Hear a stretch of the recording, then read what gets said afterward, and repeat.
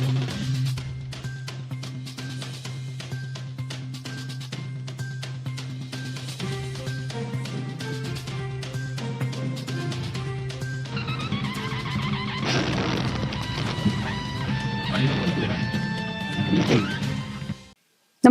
आपण पाहता हिरकणी न्यूज.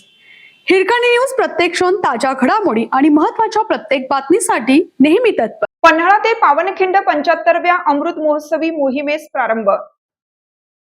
जय भवानी जय शिवाजी, वीर शिवा काशीत नरवीर बाजी प्रभू देशपांडे यांचा विजय असो, अशा अंगावर रोमांच उभे करणाऱ्या जयघोषात आणि संपूर्ण शिवमय वातावरणात ऐतिहासिक पन्हाळा ते पावनखिंड या 75व्या अमृत महोत्सवी मोहिमेचा थाटात शुभारंभ झाला. कोल्हापूरच्या प्रसिद्ध हिल रायडर्स संस्थेच्या वतीनं या अत्यंत खडतर आणि ऐतिहासिक मोहिमेचे आयोजन करण्यात आलं आहे. या मोहिमेत राज्यभरातून 750 शिवप्रेमी युवक युवती सहभागी झाले आहेत.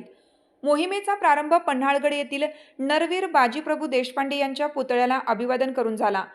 ध्येय मंत्राचे पठण छोटा शिलेदार रायभान ढोली यांनी अत्यंत धीरोदात्त आवाजात केलं. त्यामुळे उपस्थित सर्वांचे बाहू स्फुरून पावले.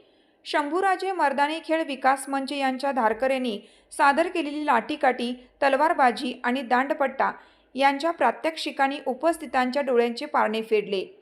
या प्रसंगी निवासी उपजिल्हाधिकारी गजानन गुरव, नगराध्यक्षा पवार, उपनगराध्यक्ष सतीश भोसले, उद्योगपती संग्राम पाटील, क्रीडा सभापती विजय खाडे, सन्मती मिरजे यांच्यासह अन्य उपस्थित होते.